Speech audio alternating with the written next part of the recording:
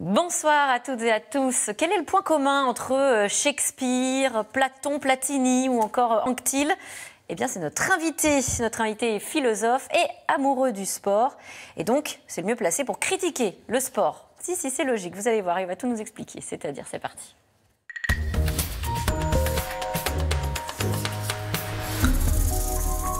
Bonsoir, Robert Redeker. Bonsoir. Philosophe, sportif, ou en tout cas amoureux du sport. C'est ce qu'on lit en quatrième de couverture de votre livre Sport, je t'aime, moi non plus. Alors ça commence bien parce que dans le titre, il y a je t'aime et moi non plus. Et alors si on avait des doutes, on ouvre et on regarde la page, la table des matières. Et alors là, plus de doutes puisqu'on découvre que le sport, c'est la guerre, la haine du sport, l'idéologie sportive, le totalitarisme.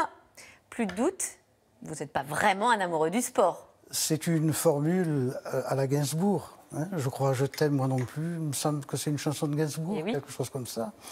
Et tout le monde sait bien que dans l'amour, il y a son contraire et inversement. Si l'on s'intéresse de très près à quelque chose que l'on prétend ne pas aimer du tout, ou critiquer de manière parfois virulente, mais toujours juste, c'est aussi qu'on aime beaucoup cette chose. Et puis, qui aime bien châtie bien.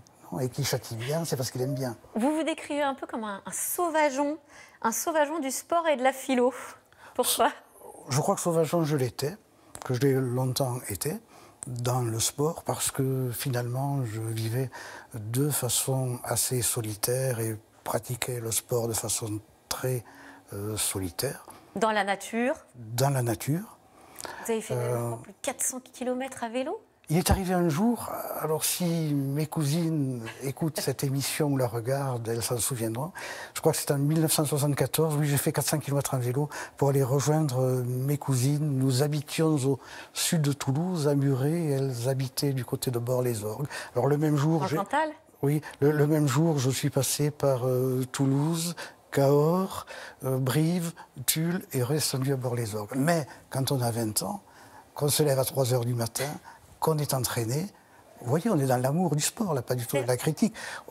On est dans la gratuité, en fait. C'est ça qui vous plaît dans le sport. C'est ça qui vous plaît dans le sport. Là, vous parlez de gratuité. C'est le sport gratuitement, sans aucun objectif. Ce qui vous déplaît, c'est vraiment la performance. Ça, vous n'y voyez aucun intérêt. Pratiquer le sport pour arriver premier, oui, pour avoir un corps musclé, pour améliorer ses compétences. C'est pas vraiment la performance qui me déplaît, c'est le culte de la performance, ce qui est autre chose, et la compétition généralisée à l'intérieur de la société que cela induit. Mais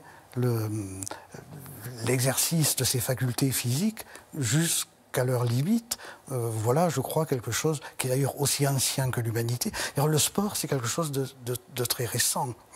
On ne parle pas là des Jeux Olympiques de l'Antiquité, mais le sport comme quelque chose de... Oui, parce que les Jeux Olympiques... C'était autre chose, c'était lié au sacré, au religieux. Mais le sport tel que nous le connaissons est organisé à partir de la fin du 19e siècle. Où il devient une activité industrielle de plus en plus importante, la véritable passion qui passionne les peuples. Alors cela, c'est pas cela qui est tellement intéressant. Ce qui est intéressant, c'est par exemple... La beauté du dérisoire. Oui, la beauté du dérisoire, mais un autre exemple me vient à l'esprit. Nous en parlions tout à l'heure. J'ai une amie apnéiste de très haut niveau. Apnéiste. Voilà, apnéiste. Mais c'est la recherche d'une performance en dehors du culte de la performance, en dehors des classements mondiaux, Donc on peut se donner des défis à soi-même. Ça, c'est plus intéressant que d'être dans un classement comparatif. Oui, voilà. Pourtant, vous adorez quand même... Enfin, vous parlez des héros du Tour de France dans les années 60-70. Je parlais d'Anquetil en début d'émission, Poulidor, Eddy Merckx, pour le coup. Là, on était sur la quintessence de la compétition. Le culte du maillot jaune. Oui, mais pas seulement. Je crois qu'on est, avec le Tour de France et le cyclisme en général, on est dans une forme de poésie. Voilà. Et vous voyez de la poésie, voilà, dans le Tour de France, oui, et dans le cyclisme. Pourquoi ? Il y a toute une littérature du Tour de France, du cyclisme. Par exemple, Christian Laborde, par exemple, Louis Nucera. Il y a Antoine Blondin. Voilà. Il y a toute une littérature parce que il y a dans la course cycliste, dans le Tour de France cycliste, une sorte d'incarnation de... C'est-à-dire chaque coureur représente une figure mythique. Chaque coureur représente des forces que les poètes des mythologies antiques ont su décrire. Donc, le dépassement de soi, quand même, les héros aussi. Alors là, ce que vous décrivez, notamment en parlant de grands auteurs, c'est que c'est pas si antinomique que cela, le sport et l'art ou la culture. Parce que vous, dans le livre, vous le présentez aussi comme quelque chose de très antithétique. Très paradoxal, finalement. Il ne faut pas confondre le sport avec l'art. C'est-à-dire, il ne faut pas dire que... La danse, c'est du sport et c'est de l'art. Mais la danse, c'est autre chose. On n'a pas le temps d'en parler, on le fera un autre jour, si vous voulez. Bon. Cependant, il y a dans le sport la beauté. Voilà. Mais ce n'est pas la même beauté que celle que l'on rencontre dans l'art. Le sport est dérisoire et on pourrait définir le sport ainsi, ou l'attirance que l'on a pour lui, la beauté du dérisoire. C'est la beauté qu'on y trouve. Alors, il faut remarquer que c'est une beauté que tous peuvent reconnaître. Ce n'est pas toujours le cas dans l'art. C'est pas difficile d'aimer Beethoven ou Mozart. Par contre, la beauté du dérisoire, elle est à la portée de tout le monde. Elle est à la portée de tout le monde. Et pourtant, vous dites aussi dans votre livre, et pas que vous d'ailleurs, que le sport, c'est aussi la guerre. Et alors ça fait penser à plusieurs choses, mais entre autres, mardi dernier, à Roland-Garros, ce fameux match Nadal-Djokovic, et ces formules très guerrières en fait qu'on a lues dans la presse, qui parlent de combats, de joueurs qui se terrassent, voilà, on le voit là. Qu'est-ce que ça vous évoque? Est-ce que finalement c'est qu'une métaphore? C'est seulement une métaphore? Non, c'est pas seulement une métaphore. J'ai connu un joueur de rugby qui me disait que sur le terrain, il avait vraiment envie de tuer son adversaire. C'était son carburant, voilà, son moteur. C'était son carburant, hein, comme vous le dites très bien. C'est pas seulement une métaphore. D'ailleurs, on l'a vu dans le foot aussi. Voilà, les passions mises en jeu dans le sport et dans la guerre sont souvent les mêmes.